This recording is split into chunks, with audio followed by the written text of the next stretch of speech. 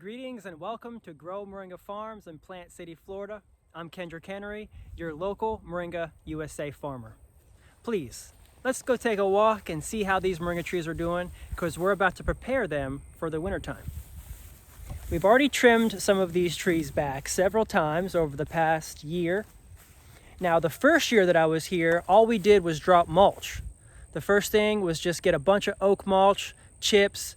They built it up to about 2 foot above the natural ground level.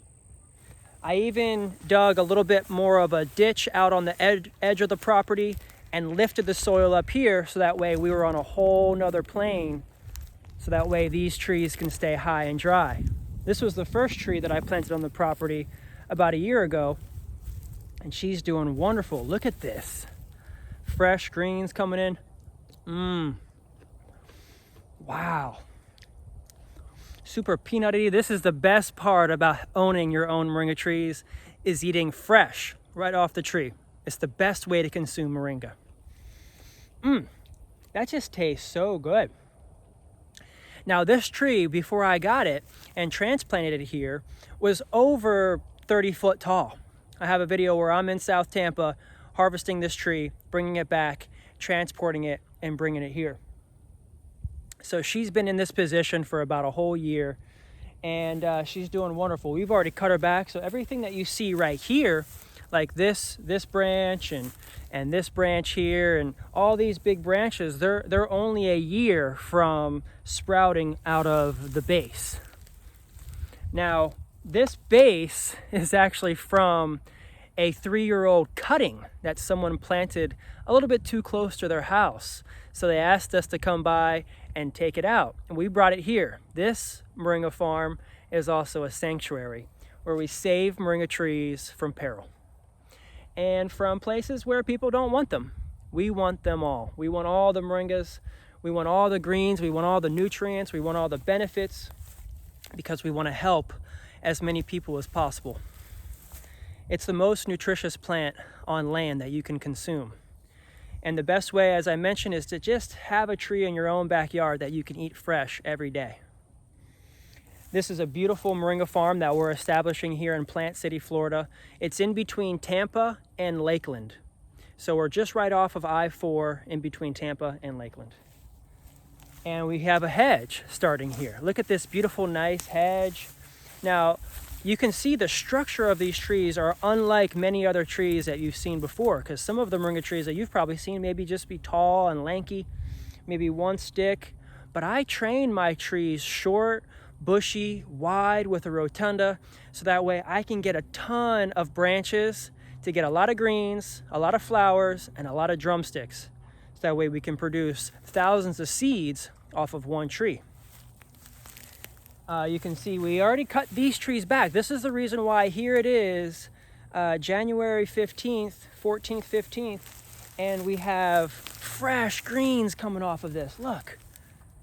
And what we're doing right now is we're actually preparing for wintertime, and we're going to start stripping the rest of these greens off. We're going to start taking them off one by one here in a few minutes. We're just going to start coming through because we might be experiencing a frost here in the next day to 2 days. So we're gonna go ahead and get these greens off of here so that way we can get them on the racks to dry.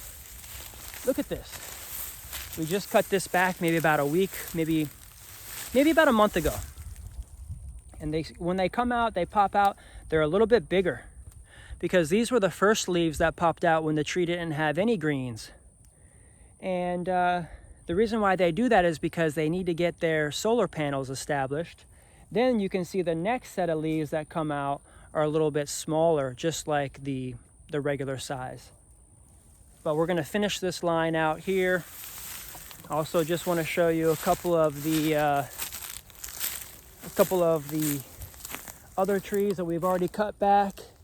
You can see here, very nice. Some of the big leaves. Wonderful. And we're going to go ahead and continue to get these trees cut back. You can see here we've got a nice row. Caleb's actually starting to do some of this winter prepping. This is essentially what we're doing, is we're prepping for winter. And we'll just get these trees back to a nice manageable height so that way they don't get damaged in the wintertime. He's gonna cut it at an angle so that way any of the frost or anything will run right off. Very nice. So it was already really tall. This was a cutting that we planted. It was probably like a 6-7 foot tall cutting. Then we brought it back. It re-sprouted out over the last 2 months. And he's trying not to disturb it as much as possible down here so that way the root system stays intact. And we're going to get it back down low so that way it's a lot less susceptible to frost damage. We might be having a frost here over the next few days. Okay, yeah. So we're just getting this tree cut back so that way he's going to score around the whole edge. And that way it just snaps off a little bit easier. Maybe even be able to plant the cutting that we're taking from this cutting. But it's wintertime right now. A lot of the cuttings don't even really take. It's all right. We'll go ahead and let him finish that there. I'm gonna show you around a few more other trees. You can see we already cut this one back a few weeks ago. And she's starting to come back with this branch here. We'll go ahead and get this branch harvested. And also maybe snap it back a little bit lower here. I even have like a little cutter in my pocket I can even show you. So we get something like this and bring it back. That way we can save these greens and there will be a lot less frost damage and things for frost to penetrate over the next, say, 4 to 6 weeks, because we're about to really go into winter season. Here it is, January 15th, and it's probably going to start frosting by this week, next week, and then pretty much all of February it goes down to 30, then 80, then 30, then 80. Every day is different. We'll kind of walk down here. You can see we have a double staggered line here of trees, meaning I've got 2 rows and they're staggered. Each one of these trees is about 10 foot apart in the line. And the next tree over is about 10 foot apart from the tree, but just in a staggered position. Look at these beautiful little stubs. We're gonna go ahead and get a lot of these greens off of here. So what we'll do is we'll just come by and we'll just start trimming everything back. So that way none of these get lost in the frost, but also so that way these trees really start to build out robust, low to the ground. I'm really trying to build a forest of low, bushy trees. That way we get lots of branches, lots of drumsticks, lots of seeds. Even something like this is a little bit too tall right now for what we're trying to do, because the frost damage, I don't have irrigation out here. I don't have a greenhouse or any kind of covering.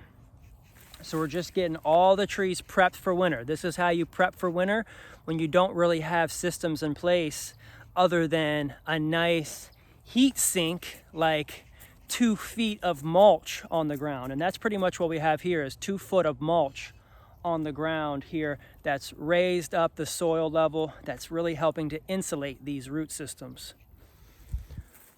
But look at these beautiful greens. One of the reasons why Moringa greens are shiny like this is because they're actually hydrophobic, meaning they propel dirt and water and things like that, and they create this nice, beautiful shine. Plus this nice red color, carbon, melanin, beta carotene, whatever you want to call it. It's prevalent in the branches, and also just is showing its nutrient content. So we'll go ahead and just start getting all of these pretty much cut back, so that way we can get them on the racks to dry, and also so that way we can prevent this tree from having more damage than necessary during the next couple months as it begins to frost. Okay, and so we'll get all these greens back, and not to worry, she's gonna come back even more prevalently than she is now. Once the rains start, there's gonna have to be a whole nother restructuring that goes on. We'll probably get even something like this stick that's starting to come in. Look at this. Look at this. So we'll get this cut back here. I'll probably go ahead and get a saw here, just that way we can get this cut back and I'm not really damaging the root system that's established in there. So we'll just probably get a saw in there. I just wanted you to see that I'm probably going to be cutting it back to about right here. You know, that's really only 6 inches, a foot off the ground. Appreciate you for just sticking with us, and I hope you have a great day. Take care.